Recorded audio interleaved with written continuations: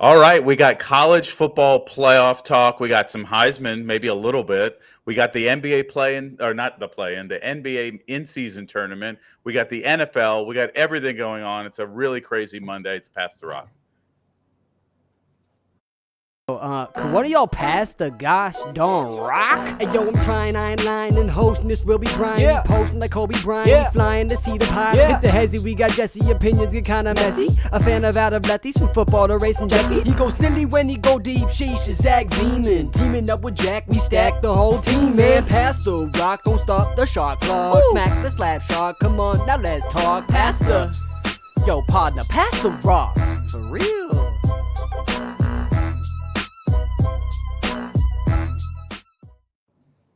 Ooh, already got some hot takes coming in in our Discord about who's going to win the college football playoff. I will say this: Wisconsin and LSU playing in Tampa, New Year's Day. If you happen to be up at around noon, you can watch that. I'm sure there'll be plenty better games to go. What do you think of that matchup, Jack? I mean, it should be fun. We're gonna get spanked. I mean, I'm not expecting anything less. Honestly, if we lose by less than 30, I'll be happy. But look, it's fun to have a little rivalry with you, Brian, on New Year's Day. Exactly. LSU leads the all-time series 3-1, but Wisconsin won the last one, which was actually played in Lambeau Field about 5 years ago. But kind of quirky and weird. Over to you, Zach. I'll let you vent. I give you 22 seconds to vent about your Eagles. Look, honestly, there's not a whole lot to say about the Eagles. Our defense just kind of got exposed the entire night by Deebo Samuel for the most part. But, I mean, hey, we're talking about college football. Let's talk about that a little bit more.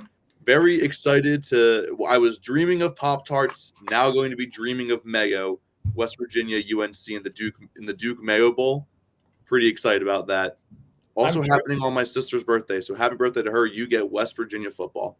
Yeah, sounds like you got to be hyped to see Neil Brown get dumped in Mayo, right? Dude, I am so excited to see Neil Brown dumped in Mayo. You have no idea how excited I am for that. Is this something I'm too Canadian to understand? Definitely. Yes. Is it the winning coach? The winning coach gets dumped in Mayo after the Duke's Mayo Bowl. Although not even the best Mayo. Yeah, but to be fair, with how the college football playoff selection panned out, they didn't have enough teams to fill up, I think, for like the SEC. So West Virginia was traded to a different bowl that's not a Big 12 bowl. So we're probably never going to be seeing the Duke's Mayo Bowl ever again, and that's because of how the college football playoff turned out. If West Virginia wins 6 every year, they should go to the Mayo Bowl. It's just perfect for West Virginia. Anyway, Jesse, we won't ask you any college football playoff questions, so just sit tight. We're looking forward to seeing you and everything you got planned for us today. True or false, Jack? True or false? FSU was robbed of a spot in the top 4. False. I understand why Florida State fans would be angry. They have a right to be angry. Undefeated, 13-0, won their conference championship. You're a Power 5 team. It's unprecedented that an undefeated conference champion has missed the playoffs. So I understand their right to be angry. But the most important thing about the college football playoff is getting the best 4 teams in. And what they did with the way the bracket shaped out with Michigan, Washington, Texas, and Alabama got the best 4 teams into the playoff. Florida State is not the same team that they were when they had Jordan Travis. They did not look good in that game against Louisville, even though they won it. The fact of the matter is the best 4 teams will be on the field, and that is what's important at the end of the day. Zach? Yeah, I'm going to say true, FSU was 100% robbed of a spot in the top 4.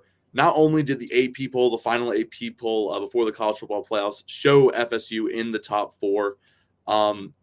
Like Jack said, they went 13-0. They won their conference championship. Yes, they lost their starting quarterback, but that does not take away from the rest of the team. The rest of them got absolutely robbed of this appearance. And honestly, it just shows that the committee cares less about actual results than what they think is just, this will make us the most money. This will generate the most ratings. We're going to put Alabama in because of the big brand name, and they have at least a claim to this spot. FSU deserved that spot outright, and I think they got absolutely robbed. Two things. A, Jack, I need to get an intern next time you have to move your camera because now I'm feeling queasy.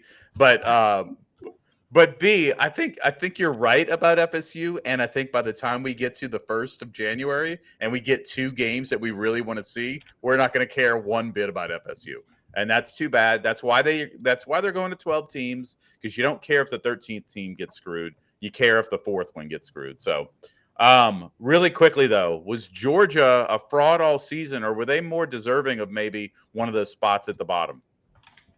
I mean, if I'm being completely honest, I think they're the second best team in the country, and I think Alabama's the best. Alabama's my pick to win it all right now. I think that they're gonna. I'm happy they got in because I think they're going to prove why they deserve to be there. And I think that Bama Georgia game was an unbelievable game. I think Georgia looked about as good as I expected them to, and I think it's unfair to call them frauds for losing a close game against a really good football team. And if like I said before, the 4 best teams in the country were in the playoff. I'm not sure that I agree with that. I think Georgia might be a better team than Texas for sure, and be more deserving. But obviously, you couldn't put them in over Texas because it gets way complicated because of the Texas win over Bama. But right. I think that Georgia really is a great team, and I'm not going to say they were robbed, but they may be one of the 4 best teams in the country. We won't see them in the playoff. Yeah. Yeah. No, look, Georgia had a problem the last month of the season where they would get in these holes. They'd go down 14-0, 10-0, whatever. Up until the Alabama game, they had been, coming back and winning pretty handily anyway. But Alabama's peaking at the right time. I hate to see it because I do not want to see Nick Saban win another one. But I think you're right. I think Michigan got a little screwed by having to play them first. So, all right, let's do a little NBA trivia. Over to you, Jesse. But just before we do that, I just want to say, imagine if the NFL worked the same way as college football, where the Jets beat the Eagles, and since the Patriots beat the Jets, the Patriots are better than the Eagles, and they get to go into the playoffs. So, and the Saints beat the Patriots, so we're better than the Eagles too. Everybody's better than the Eagles. Yeah, so it would be pretty crazy if that's how it worked. All right, we're gonna go to some NBA before we spend the rest of the evening back on the gridiron. So, can you name the 4 teammates of Kobe Bryant still in the NBA today? There are a few honorable mentions. If you get those right, you'll get a pat on the back, nothing else. But there are 4 still in the NBA. Okay, Jack, before you take all of them, because I know you probably know them, I'm pretty sure I know one, and I'm going to say... Let me have one each. Okay, D'Angelo Russell. D'Angelo Russell is correct. Brandon Ingram? Brandon Ingram was drafted the year after Kobe retired. They actually never shared the floor. But that's a close one. All right. I've got 2 ideas. I only want one. Okay. I'll take Julius Randle. I know that for sure. Oh. Big Randle. That was one I was going to say. Oh. Yeah, all right. So you got Randle and you got Russell. 2 more. Who else was in the... Oh, Lonzo Ball. No. He was after Ingram? No, he was after Ingram, yeah. Okay. I knew he was a year off, but I'm just going through Pelicans-Lakers trades mostly. Zach, anything? He's not in the league anymore, but I was going to say Jeremy Lin. I know he's not in the league Jeremy Lin is one of the honorable mentions I got on here for recently retired, so he's one of them. I think what I might. Great 3 weeks that was. I think. By the way, give me one of them, Jack. Well, Jordan Clarkson for sure. Jordan Clarkson of the Utah Jazz. He looks a lot different than when he played with Kobe, but he is one of them. All right, last one. Brian, you should actually know this. That confirms my suspicion that I know who it is. You should definitely know this, Brian. I should have known Julius Randle. Now that I'm thinking about it, because he was a Pelican for a year as well. I'll give you a hint. He's a Pelican. Well, I figured by you should know this. Let's see. Who's old on our team? We don't have a lot of old guys. It's not JV. It's not McCollum. Damn. Oh. Cody Zeller. No. Jack, who is it? Larry Nance.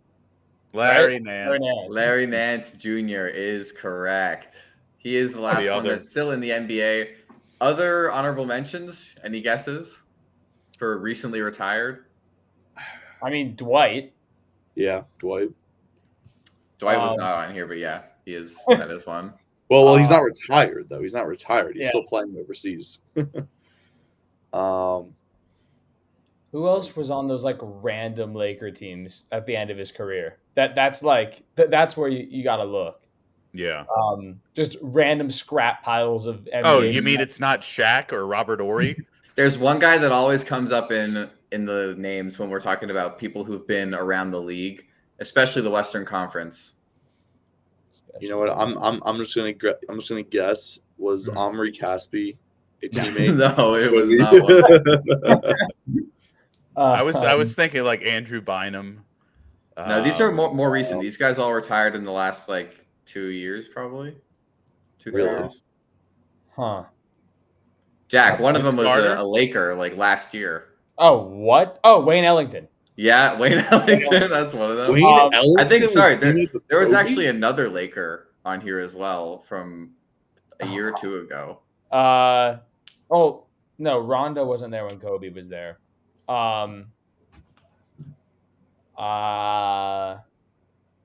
So someone that went back to the Lakers, that was there when Kobe was there. This is gonna kill me. Because we had a couple, whatever that year that Wayne Ellington was there, we had a couple guys that had left and come back. So he was on the Lakers in 2014 and then again in 2021 to 22. Oh boy. With a couple teams in between, including the Blazers, the Warriors, the Kings. Oh man. I don't know if I know. While Jack was thinking, I know he didn't play with Kobe, but shout out to Lakers legend Andre Ingram.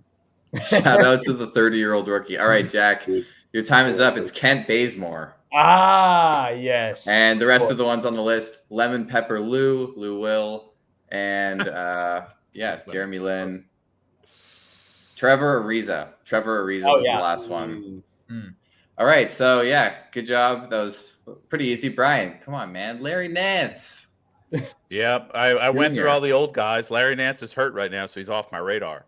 And Cody Zeller's getting way too many minutes, just FYI. More on that at a different time. More on that at a different time. Let's talk about Monday Night Football.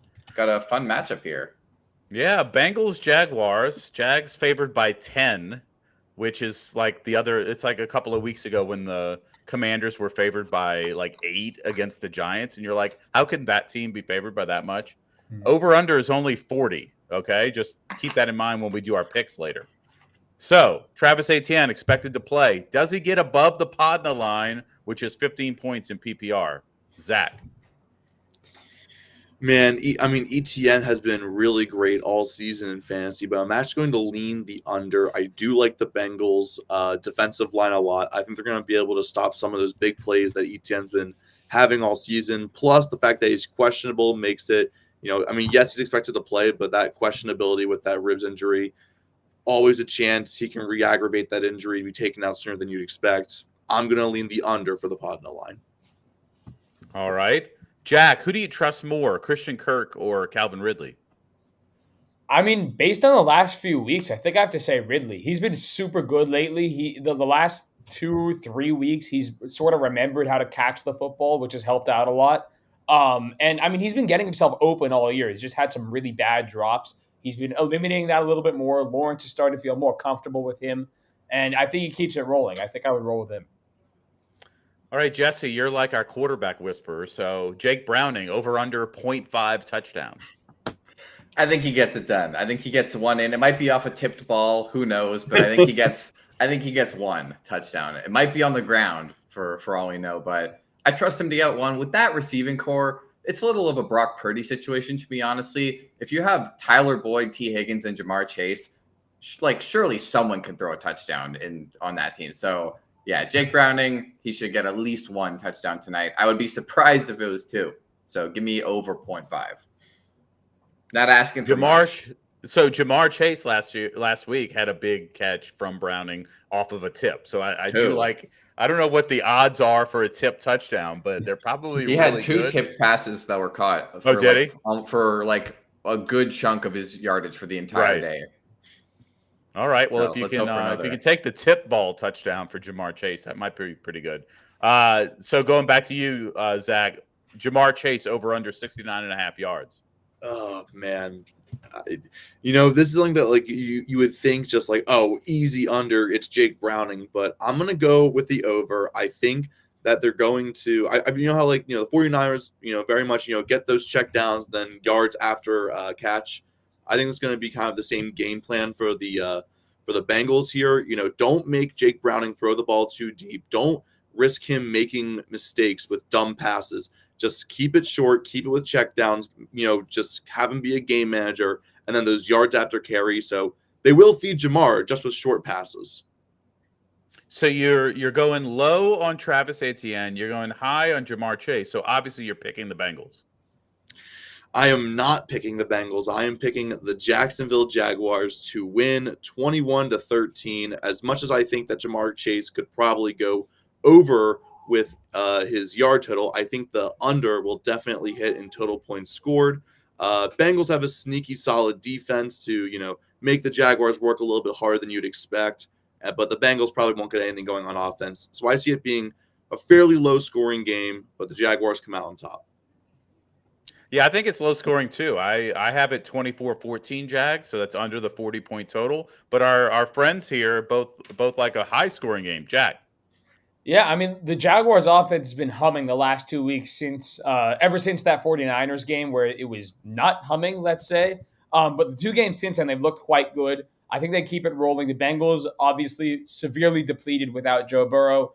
And I think the Jaguars just take advantage. I think that I've got Jaguars 30, Bengals 17. I feel like the Bengals offense can do something because I think sort of like what Jesse said. I mean, someone's got to score on that team. It's too talented not to. But I think the Jaguars offense looks too good for the Bengals tonight, and that'll decide it. Well, for everyone, doing their PSAT homework at home, humming is the antonym or the opposite of not humming. Yeah. That's what Jack says. Yeah. All right. No. Going back to you, Jesse, for your pick. Yeah, the more you know, I guess. I'm going to take Jags 27, Bengals 16. I just changed it from Bengals 17 because I don't think that they're going to get 2 touchdowns. I think they get 1 touchdown. It's Jake Browning to Jamar Chase. Thank you very much for my fantasy team. And then they kick 3 other field goals. Evan McPherson's got a leg. I think he gets probably some 40 to 50-yard field goals tonight. They're not getting very far into Jags territory. So 3 field goals and a touchdown for the boys in orange. But Jags cover at 11 points. So give me the Jags. Big deal. Big deal. Let's do a few questions around the NFL, starting with you, Jesse. Are we worried about the Chiefs after they lose to a sub-500 team with Tay-Tay in the house?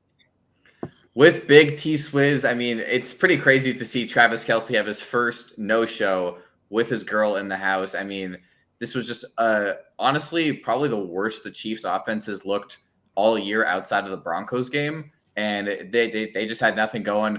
Lots of trash calls at the end of the game going both ways, but I think that they evened each other out because 1, that was not a penalty on Mahomes, and 2, it definitely was a PI, but an eye for an eye. So I am worried about the Chiefs at this point. They've been not playing very well as of late. The concerns about the offense are coming true as we see Tyreek Hill scoring 60 and 70-yard touchdowns every Sunday, and they're struggling to find the offense. Isaiah Pacheco looked great. That's about it. That's about it for the Chiefs. The defense was doing all right, but I mean, Jordan Love was balling. He had a near perfect game as you can against the Chiefs. So I am a little bit worried about the Chiefs at this point. I think going into January, you still feel good knowing you have Big Red and Mahomes in that defense. But I think the time for concern has never been more pressing because this is bad. Losing to Green Bay on primetime like that by 8, that's bad. With T-Swizz in the house. Yeah, I mean, she's going to lose interest pretty soon. She's already started to write the breakup song, I think. Jack, over to you, since you're such a lover of the 49ers and the Eagles couldn't do this. What is your last-ditch effort to stop that offense? You got to call up that Chargers team doctor that was there in Justin Herbert's rookie year who punctured Tyrod Taylor's lung. That's the only way you're stopping the 49ers, is if by some miracle for the rest of the league, there is some brutal injury to a key part of that team. This team is unstoppable. At full strength, I don't see any team beating them. They had their skid earlier in the year due to injury, right? Purdy got banged up. Then he got back. Trent Williams was out a couple games. Deebo Samuel was out a couple games. That's when this team is vulnerable. But as long as they're all healthy, I don't think anyone's stopping them. I think they're going to ride this thing all the way to the Super Bowl if they can keep it on the field. Over to you, Zach. Of all the losses the Patriots have had this year, is this the most embarrassing one this week?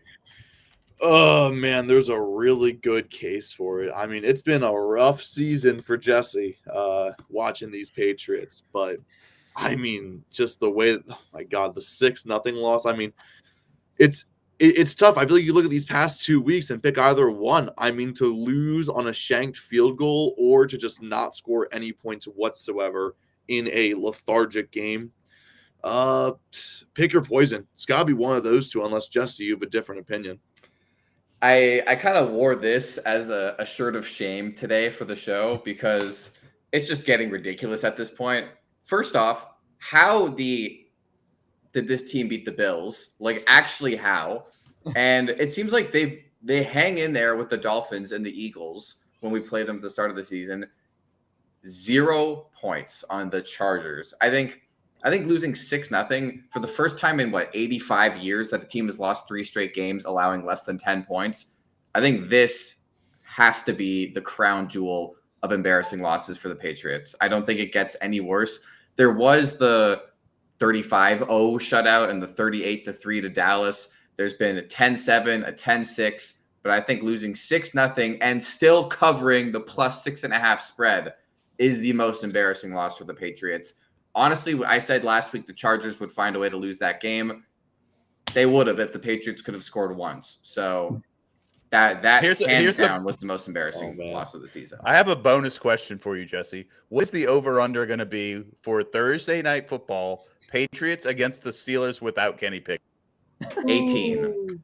Yeah. It should honestly be 18 because it's going to finish 10-7 and be that low scoring. Yeah, I might take or the 10-6. Yeah. It might legitimately be in like the high 20s. I could see this being like in the high 20s for the spread. That's an easy I'm trying to under. find it. Give me a second. Yeah. It is watch. 30. It's 30. Under. Oh my 30. God. This is going to be the game that Mac Jones. Actually, I don't know if Mac Jones is starting it, but this is going to be the game that the Patriots offense comes to life, and the Steelers and the Patriots have like a 31-30 shootout on Thursday Night Football, game of the year, because both of these offenses are just off the rails bad right now. It's like 2 negatives make a positive, and then just insane things happen. The real question is going to be how bored is Al Michaels going to be on Thursday night?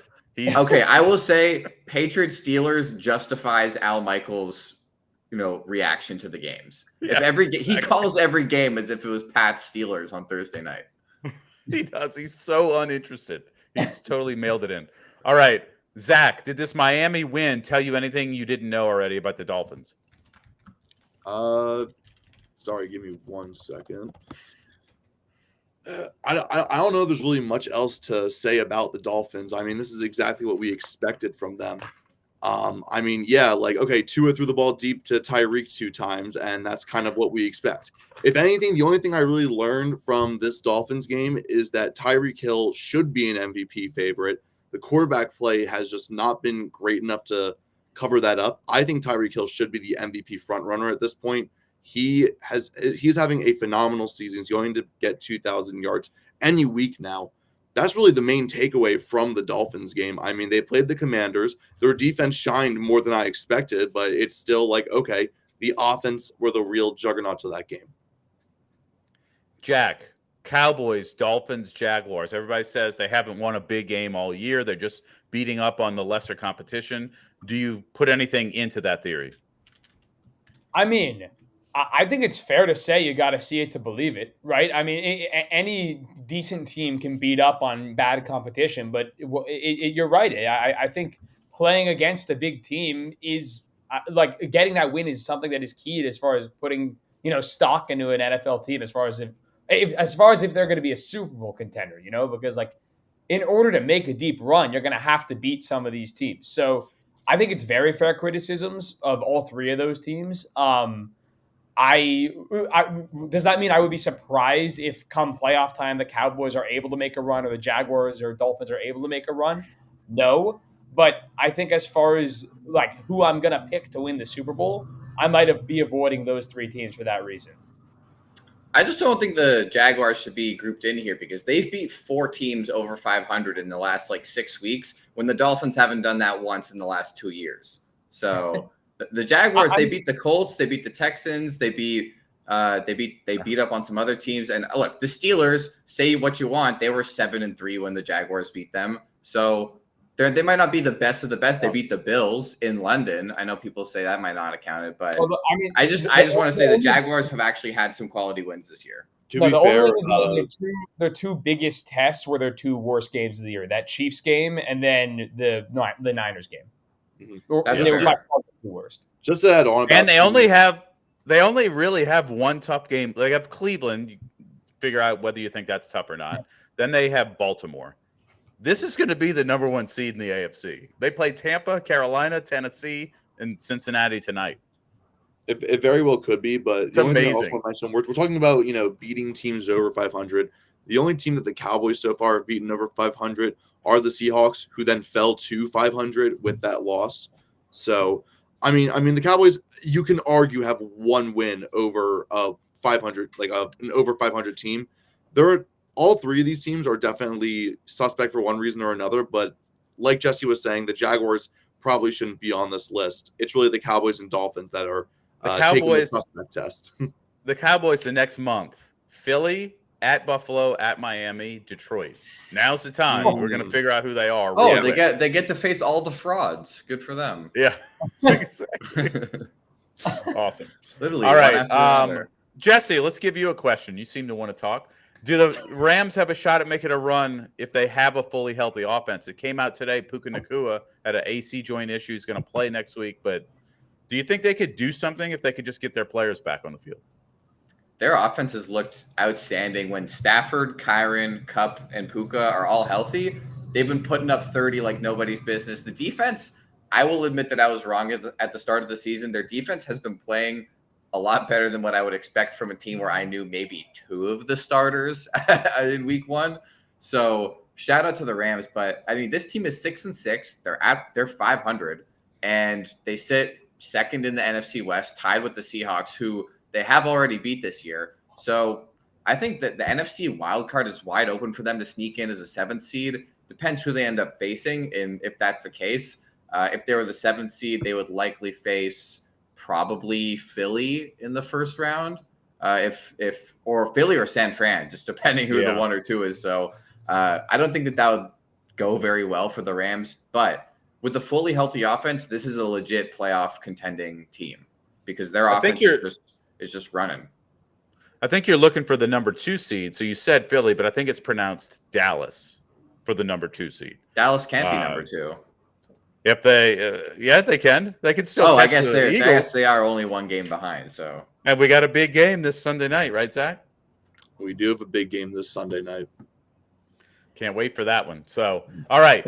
That's very stressed. We do have a big game this Sunday night. Hey, no, it's stressful because we're going to Dallas. It's a place where we do not win often, so I am, not looking super forward to it. Although I think the best thing for the Eagles is that they're coming off a spanking, so at least they'll have something to ignite that fire. Hopefully. That's not stress. That is not stress. Let me tell you a quick story about stress. Lee Oh Trevino, no, the 10-2 team has to go play a good team. Yeah, Lee Trevino, famous golfer from well before my time, said $100,000 putt on a Sunday in the PGA. There's no pressure there. It's a $10 putt when you got $5 in your pocket. That's pressure. The Saints play the Panthers at home this week. You can't lose that game. That's pressure. That's pressure. Losing when you're 10-2 means nothing. I would say it would be worse. It would be worse for the franchise if the Saints lose to the Panthers than if the Eagles lose to the Cowboys, because someone's getting fired if they lose to the Panthers. You know what? That's all any Saints fan really wants at this point. Yeah, just Pete get him Carmichael, out of the door. Yeah. Get him out of the door. All of the coaches. All right. Injury roundup from yesterday. A lot of fantasy implications. Were probably in some leagues 1 week from the playoffs and others about 2.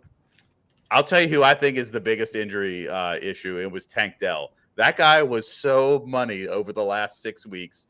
He had a broken bone in his leg, and he is done for the year. Any other people that you're looking at that just a terrible time to lose them? I mean, Jack, Jonathan I'll start with you. Taylor. Jonathan Taylor for sure is a big one. I mean, he's out 3 to 5 weeks with he had the surgery on his thumb. I don't know what exactly the injury was, but yeah, he's out Such 3 a to 5 low-key weeks. surgery. Oh, yeah, very low key and horrible time to lose him. I mean, he's been pretty consistent this season when he's played. And I think that for a playoff, I think a lot of good teams right now waited a little bit, used like a 5th or 6th round pick on him, got really good value out of that pick. And now here you are playoff time and you're now without him again. So I think that's a pretty brutal loss for a lot of teams. Zach, over to you. Big injury in fantasy. Yeah, I'm pretty intrigued by this Brian Robinson injury. Very fortunate that the Commanders do have a Week 14 bye, which I think it's ridiculous that teams have Week 14 byes to begin with, but the Commanders do, and it's a hamstring injury, and we don't know how severe it is. But if he has to miss the game in 2 weeks, we're going to know it's pretty severe. And if that possibly happens, it's going to be big implications, losing the 5th ranked running back in fantasy this season. Really? Yes. Yeah, I didn't think you'd say that. That's awesome. Yeah. At least on ESPN. I'm not sure if it's like different on other rankings, but ESPN PPR, he's 5th ranked. He was the RB4 last week in half PPR. It was yeah. He's and it's funny because he's not having an insane year, but he had a few really big games that have definitely helped. But he's just been consistent, 10 points every week at least.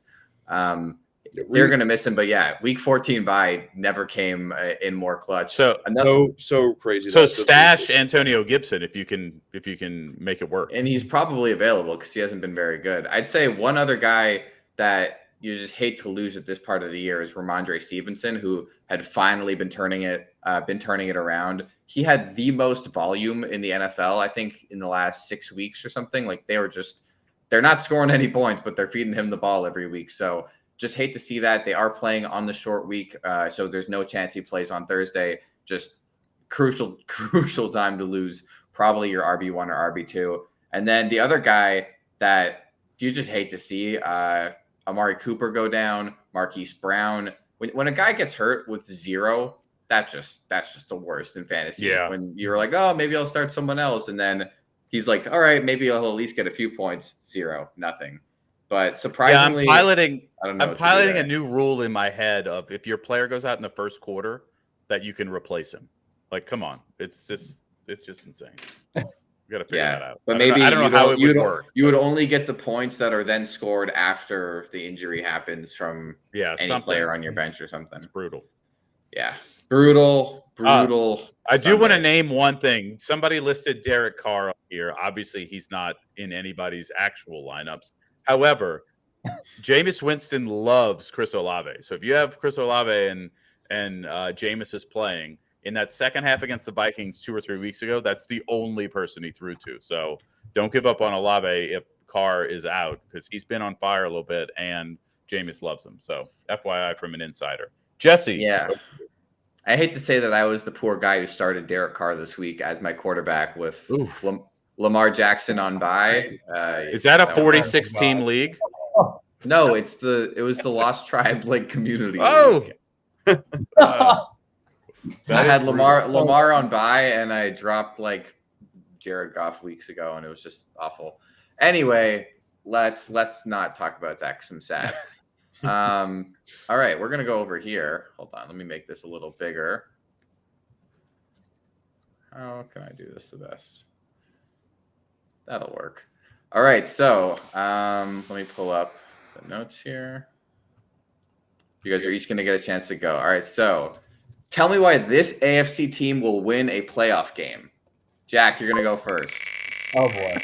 Please get the Jets, please. Please, Jets, please. Oh, even worse. Oh, my God. Well, New Jack, England tell me why the Patriots. Patriots are going to win a playoff game. Because it's 7. Okay, how about this? Their defense. You can tell me why they're going to win a playoff game next year if you want. Okay, yeah, I can do that for you. I hope to God they keep Bill Belichick around because his defense through the last 3 games has held their opponents to 10 points or less every game. It is a really good defense. I still believe that. And I mean, I think they've proven it. The offense, mind you, is horrendous right now. I don't think they're technically eliminated from the playoffs this year, but they basically are, and they certainly will be with that offense. But for next season, get yourself a quarterback, get yourself some weapons, and keep that Bill Belichick-led defense around. And who knows? Maybe that's a team that sneaks into the 7 seed and pulls off a first-round upset. All right. You know what? Good enough. I can't do better than that. I tried my best. All right, Zach. Tell me why this AFC team is going to win a playoff game. Please get Quite a yeah, strong come on. spin you got there. That's a long spin. Oh no! Oh The man! music behind that, by the way, is excellent. It's Yeah. awesome. You're asking me to tell you why the Raiders could win a playoff game this year? They're not that far back. They're Yeah, not. they really They're not aren't. that far back, and honestly, every game remaining in their schedule, you could argue is winnable. They're hosting the Vikings. They're hosting the Chargers.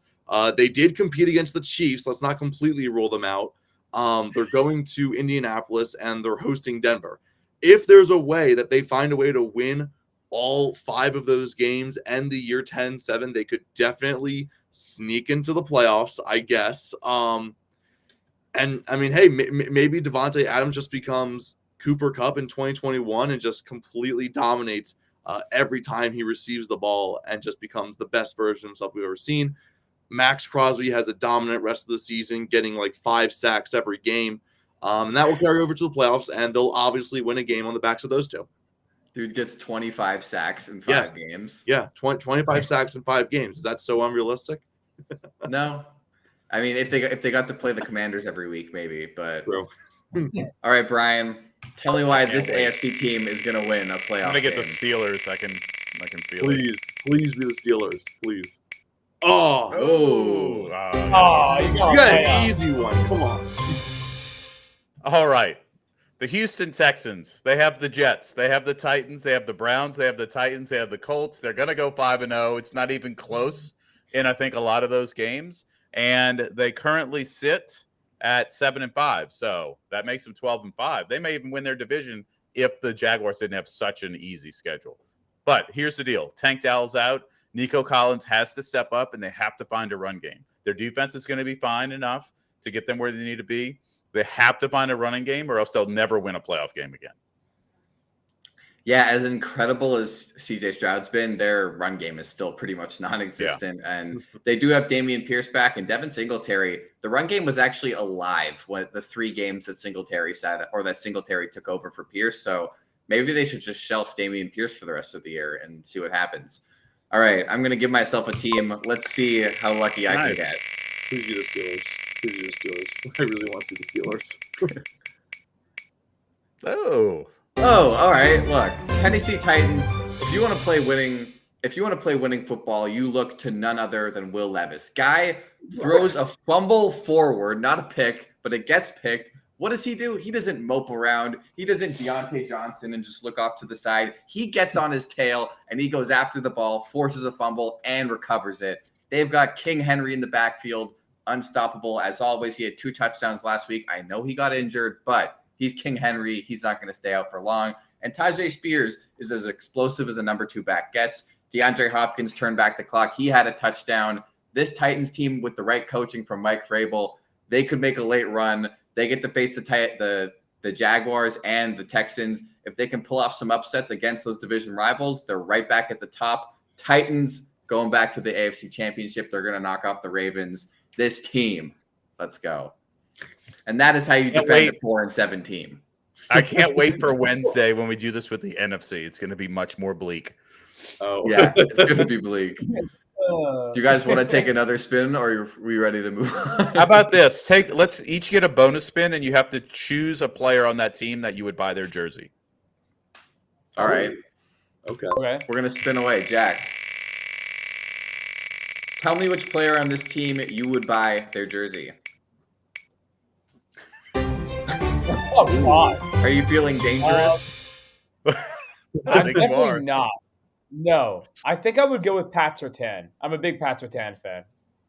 He's cool. Boring answer, but yes, good Yeah, call. that's a good answer. Good answer. I might go Cortland Sutton the way Yeah. he's been playing this year. Ooh, yeah. Actually, Sutton's a good one. Here's another sneaky one. Baron Browning is so much fun to watch. I don't know if you guys have watched him at all this year, but like the way that he moves as an edge rusher, he was a converted linebacker to an edge rusher, and he is electric to watch. I might actually go Baron Browning. I think you got to go Will Big Nuts Lutz, the best kicker in Denver. I think if you're gonna get an orange Browning jersey, it might as well be a Jake Browning. Exactly. Nah, well, there. don't. Yeah. You might get the Bengals, so you might get to If choose that you know, if this was like historical, there's a lot of good answers. You could have also like if it was like any jersey in team history. Of course, I'm thinking the Dawkins jersey because he played for the Broncos for a bit, but I'd probably go Shannon Sharp Yeah, that's a good or Peyton Manning TD, Terrell Davis. or better quarterback John Elway. Or Wes Welker. Wes Welker's a good one. Marius Thomas. Yeah. Nice. All right, That could Zach. I'll All give right. you a spin on the wheel. Let's see.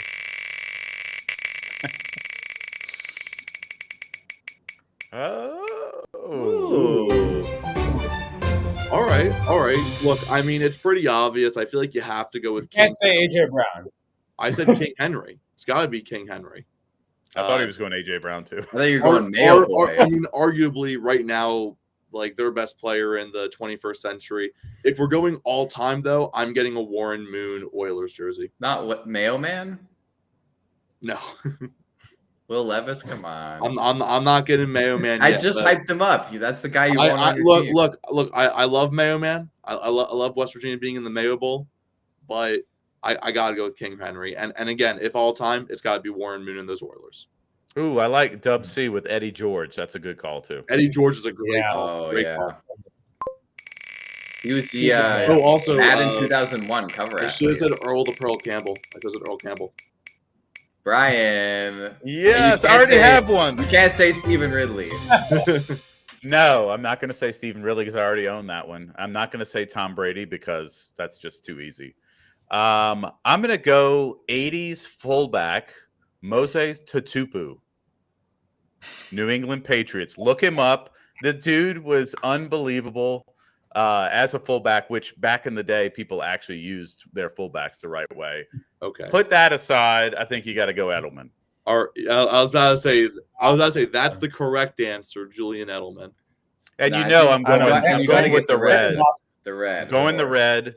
Yeah, I'm actually mad the Stephen Ridley jersey I have isn't the red version. If I were going to Patriots jersey, I would I'd probably- totally rock a red Randy Moss jersey. Yeah, it's the Randy jersey I Moss, need. good All one. right. Who am I'll I give buying? him once, yeah. Yes. Oh, easy peasy. Give me Keenan Allen. He's just such an artist. I'm not getting that Justin Herbert gear until he can actually win a playoff game. So I'm getting Herbert just because it says Herbert on the back, and Herb Jones is also a Herbert. I'm I'm getting Antonio Gates. That's my pick. LaDainian Tomlinson easily. Oh yeah, I'm getting good one. Quentin Johnston. Said nobody. All How right, can that's- you not catch the Darren ball as a Sproles- receiver in the Darren NFL? Sproles, Drew Brees. God. Anyway, Drew Brees would be pretty sick in a Anyway. Chargers jersey. All right, that's enough of the wheel for Brian today. Finally. All right, well, we got one more thing for today. So, blindly defend this NFL take. Pick a number 1 to 7, Jack.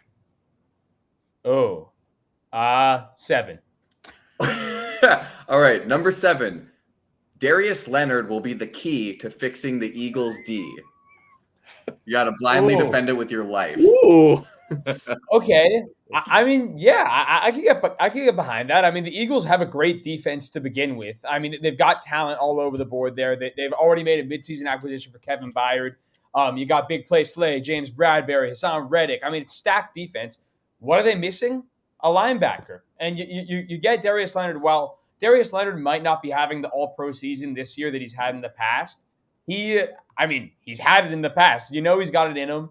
The Colts released him just because of his massive contract, but financials aside, just what he's been on the football field, he's still a really good all-pro caliber linebacker. And that's the kind of thing the Eagles could really use right now. So I actually am a big fan of that pickup for him, and I think that could really fix their defense. Well said. Good. All right, Zach, pick a number. Let's go number 3. The Patriots are the worst team in the NFL. Oh man. I mean, of course, I have to argue that. Look, I mean, the only team even in their stratosphere would be the Panthers, but at least we know that going into the season, they were committing to a full rebuild. The Patriots, we weren't exactly sure where they're saying, and it's just been an absolute disaster. Aside from the occasional defensive highlight, it has been an absolute disaster for the Patriots. They are the worst team in the NFL. They're going to earn their shot at Caleb Williams, I believe. It's hard to see them putting up more than one score in any football game. And even for bad teams, that's historically bad. Usually, at least those teams are able to score a couple of times. The Patriots just absolutely awful this year and the worst team in the NFL. All right, Brian, pick a number. I'm going with lucky number 5 for my man Herb Jones. The Steelers, despite being 7-5, will finish under 500. Ooh, that's a good one. Well, if they, this is weird to say, but if Kenny Pickett is out for any extended period of time, it's probably not good for that offense. Mitch Trubisky. Now, I'll give you their 5 remaining games. Their 5 remaining games are the Patriots, the Colts, the Bengals, the Seahawks, and the Ravens. Yeah. So smells like 1-4 to me. The only one that worries me is the one this Thursday, because you have to fall backwards out of a box to lose to the New England Patriots. Like, I have no idea how you lose to that team. So they're not trying that hard. On defense, they're trying super hard. Well, let me just take that back. They're trying really hard, and they're losing 6-0. So I don't know how you lose that game. However, I feel pretty confident that they could lose the rest of them. Obviously, the Ravens and Seahawks. The Colts are still playing for something. They play them in 2 weeks, and then Browning's going to lead the Bengals on a run here. So, but I just don't see on a Thursday night how you lose to that Patriots team. It's at home. Even Mitch Trubisky could get a win here. So are you saying they will finish under 500? Yeah, that's what I was mandated to say. It's really tough. They're going to find a way to lose to the Patriots. Bill Belichick, that's his next Super Bowl is this week, Thursday night. See you there. All right, Jack, pick another number. We got 1, 2, 4, and 6 left. Oh, let me get number 2. Number 2, the Texans are a scarier threat than the Chiefs right now. Oh, God. That's perfect that you got that one. Oh, man. Yeah, great. Okay. They're only one game behind the Chiefs, by the way. 8-4 and 7-5. That is true. And I mean, I guess if you look at the way the momentum has swung, I mean, the Chiefs were not good against the Packers on Sunday Night Football. There's no way around it. I mean, Mahomes got outdueled by Jordan Love. And when I say that, I don't mean like the Chiefs just lost the game. Jordan Love looked like the better quarterback in that game. So Mahomes definitely himself has some stuff to clean up.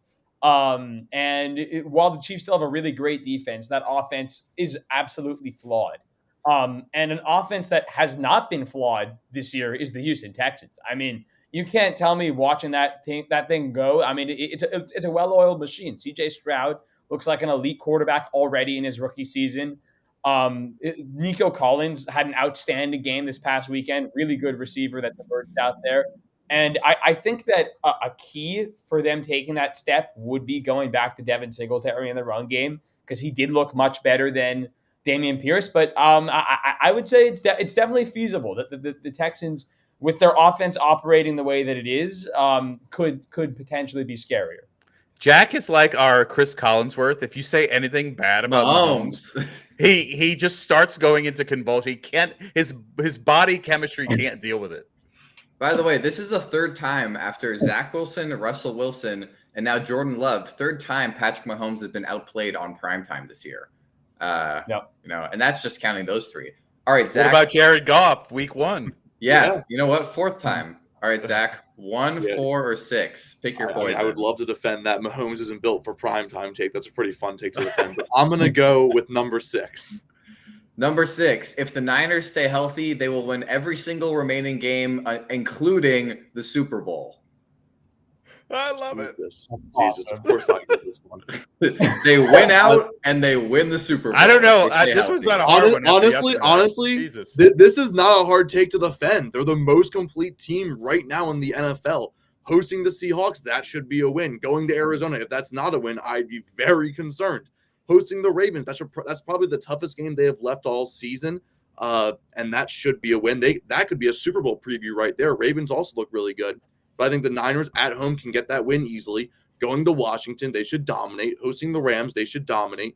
And then going into the playoffs, they've proven they can compete, if not dominate, all of the opponents in the NFC playoff picture.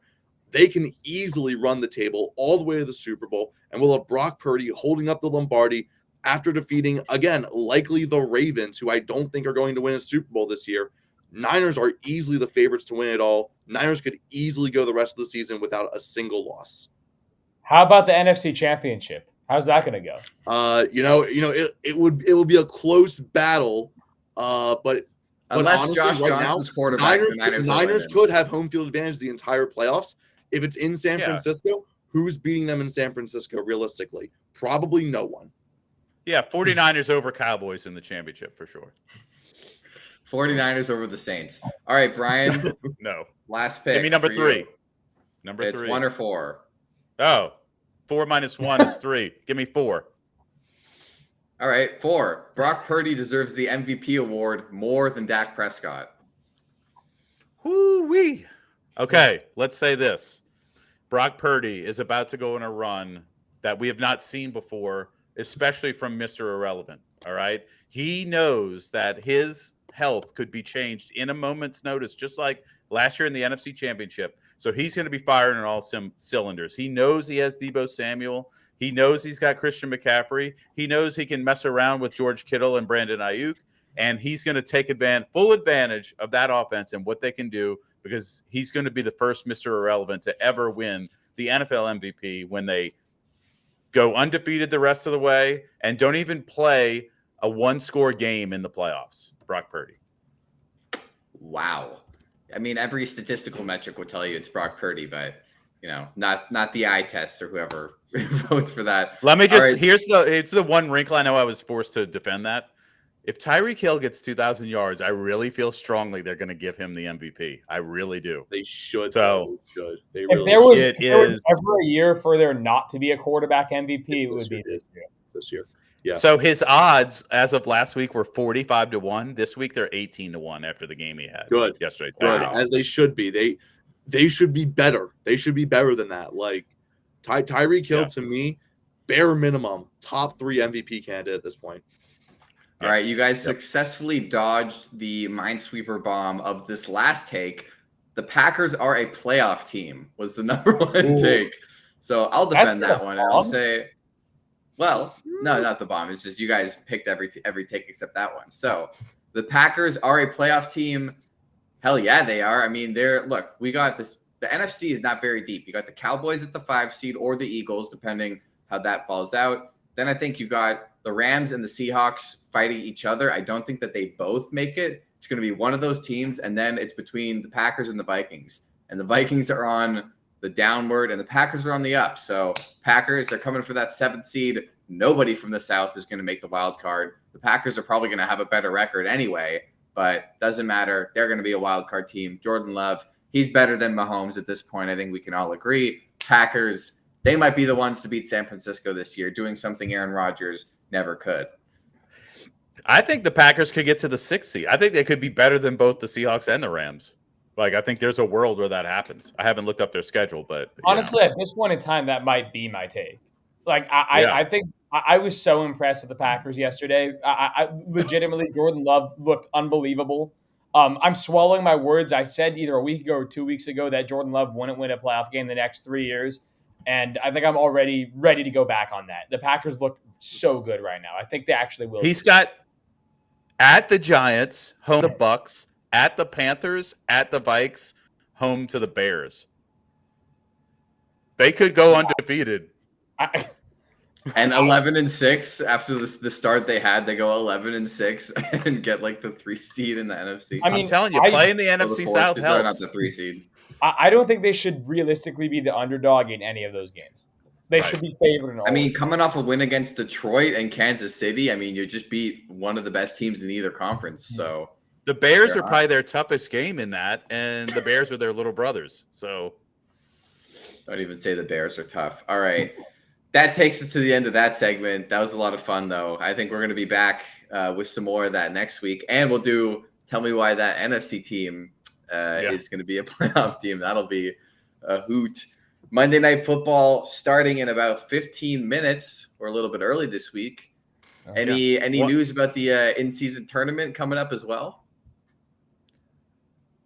Oh, just Pelicans by 50 tonight. Well, that's what I was wanting to hear.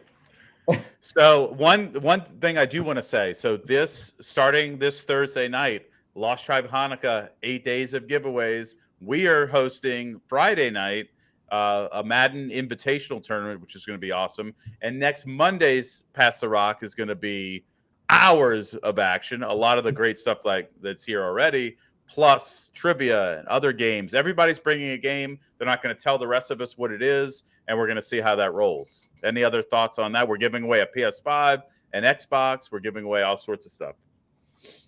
So Can't wait for Hanukkah. It's going to be a blast on Monday as well. Yeah, Monday's special episode of PTR. There's going to be some sports trivia, some chances for everybody to win some gift cards, Discord Nitro if you don't have it already, if you're a nerd like Jack. Also, midday on Friday before the Invitational, me and Zach are going to be playing some Madden live on our TikTok as well. So make sure you check us out on Friday. We're going to be streaming this Wednesday. Again, we have our fantasy or trivia show as well, 12:30. Friday during the day, Friday night, Monday. We got lots of streams this week. Going to be a lot of fun. can we get a Patriots-Panthers matchup when y'all play each other in Madden? Why? You know what? I will play with fun. the Patriots online and see how many games I can win out of 17. I'll guarantee it's more than 2. Okay. All right, Okay. let's see it. Nice. All right, fellas, it's been good. Let's check out some Monday Night Football, some in-season tournaments, a lot of stuff. The day is young. There's still many hours left. So it was fun. We'll see you on Wednesday.